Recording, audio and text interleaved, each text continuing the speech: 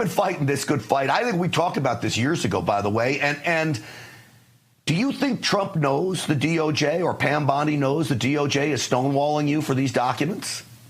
I hope not, because I can't imagine that if they did, they would continue to fight the Biden battle for them. But I don't know. I can't get anybody in the administration to respond to inquiries. I can't get them to answer an email or a call. I have had some communications. I reached out to Emil Bove, and I get dead silence. So I don't know, Grant. I have no idea. All right.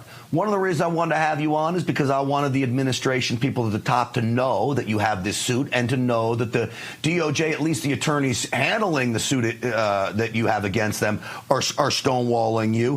What are the documents? Well, not individual, because you don't know what you don't know. But what do you want from them? What are the documents that you are asking for pertaining to? So the FOIA request was filed, or served, I should say, in November of 2020, and there's two categories of requests, one related specifically to Hunter Biden, the other related specifically to James Biden. They're the same request, two different individuals, and I'm asking for documents from the DOJ relating to any relationships, communications, gifts, and or other forms of remuneration, as the way it's described in the request, to or from any individual or entity, government or otherwise, from China, Russia, and Ukraine, because that's what I knew at the time. Now we've since learned that Kazakhstan and Romania have been involved in this as well, but those are the three countries that are listed in the FOIA. All right.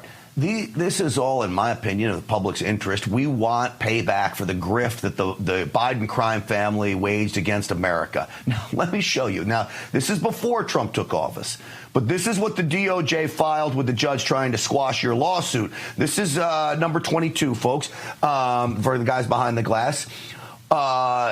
We have determined that to the extent any FOIA public interest exists here, it is minimal, as it would not significantly increase or aid the public's understanding of the department's mission. Well, you don't want to know about the department's mission. You want to know about Joe and James Biden. How could they say that the public interest here is minimal? Well, it's rather insulting now, isn't it? Because, as I've said repeatedly in status reports, before they filed that document, by the way, that the FOIA request was aimed at determining whether the DOJ has been corrupted, whether they're treating individuals differently, similarly situated individuals differently, which we all know they have, and if so, why? And that is clearly in the public interest. And there are cases out there that say it's a significant public interest, yet they file a document. And this is not the first time they've been deceptive in this case. They've been I've filed a number of FOIA requests over my career. I will tell you, this is the most deceitful and deceptive any government agency has ever been in connection with one of my FOIA cases. Well, go figure. It relates to the former president's son and brother. Let me give you another one here.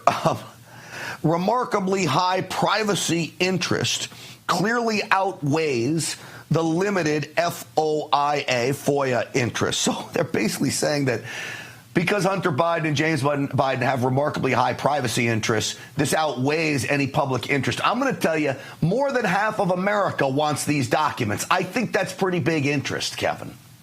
Well, it's not only an interest, but what they've said in these filings is just not the law. Those FOIA exemptions they're citing, and I have, again, a significant amount of experience in this, require a clearly unwarranted invasion of personal privacy.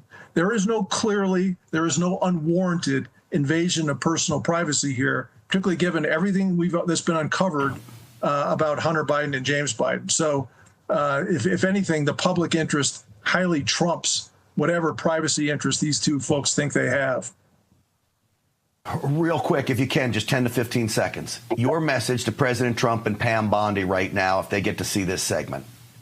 Get involved in this and reverse the decision and the action that your Justice Department is taking, because the public screams out for appropriate action here, and that's the only way it's going to happen.